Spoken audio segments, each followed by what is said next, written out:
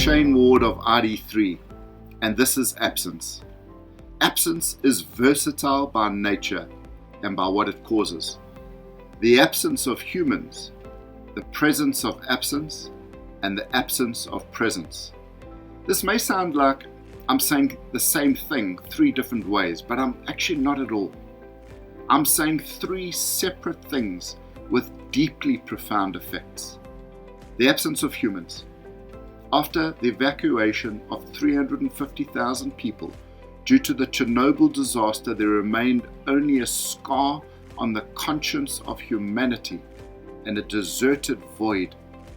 But to the world's astonishment, the Chernobyl exclusion zone has become a plant and animal refuge in the absence of man.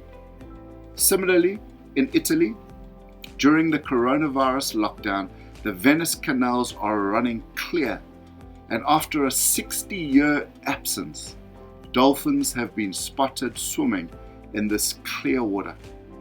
My own garden is swarming with butterflies, never seen in this quantity before. We see the owl on our roof in the evening, and we goose up as its hoots are answered from across the valley.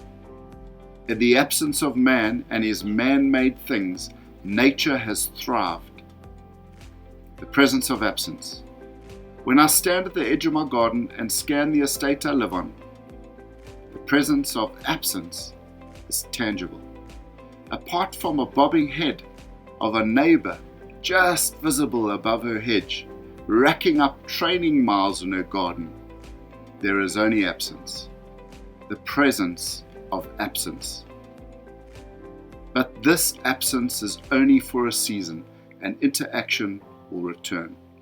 But we have all experienced an absence far worse than this, an absence that does more than hurt. It alters. The absence of presence. It is radically different from the presence of absence. The feeling overwhelmed me when I lost my dad 5 years ago. Then again, more recently, when my uncle passed away. In stark contrast to the presence of absence, we can be surrounded by people and still feel the absence of presence. I'm taken back to the first Christmas after my dad's death. My family gathered and the room was crowded and buzzing with young, excited voices. But there was emptiness. It was not the vacant chair or the fact that the voice was silent, but the deep, irreplaceable void of my dad's presence that was so vividly absent. Deep loss alters. It's over. There is nothing to be done. No words to be spoken. No love to be exchanged. No moments to be shared. We are the left behind. But we remain living. We are vital. We have a purpose.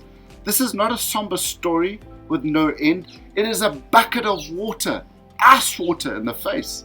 A reminder to the left behind that you have a life to live, a responsibility to those who share your pain with you, and who will be encouraged by your presence, uplifted by your words, and nourished by your love. They are waiting to share moments with you and create new memories. Don't survive what remains. Live it to the fullest. Love with all your heart.